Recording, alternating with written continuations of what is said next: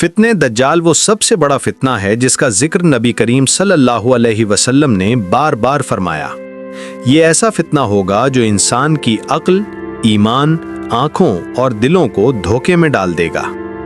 دجال ایک آنکھ سے کانا ہوگا، اس کی ایک آنکھ انگور کے خشک دانے کی طرح ہوگی، اس کے ماتھے پر واضح طور پر کافر لکھا ہوگا، مگر یہ الفاظ صرف سچا مومن ہی دیکھ سکے گا۔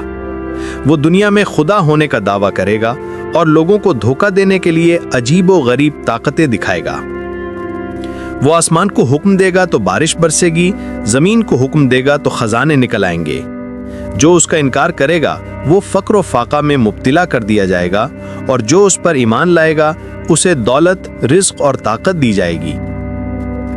دجال ایک نوجوان کو قتل کر کے دوبارہ زندہ کرے گا تاکہ لوگوں کو یقین دلائے کہ وہ خدا ہے، مگر وہ اللہ کے سچے بندوں کو کبھی نقصان نہیں پہنچا سکے گا۔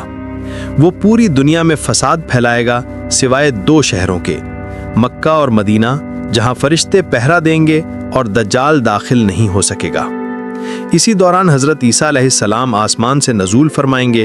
وہ دجال کو باب اللد کے مقام پر قتل کریں گے اور ظلم کا خاتمہ ہو جائے گا۔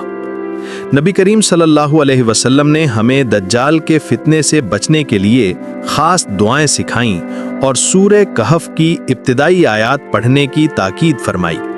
یہ ہمیں یاد دلاتا ہے کہ سب سے بڑی حفاظت ایمان ہے، نہ ہی طاقت اور نہ ہی دولت۔ اگر ہم ایمان میں مضبوط رہے تو دجال کا فتنہ ہمیں کوئی نقصان نہیں پہنچا سکے گا۔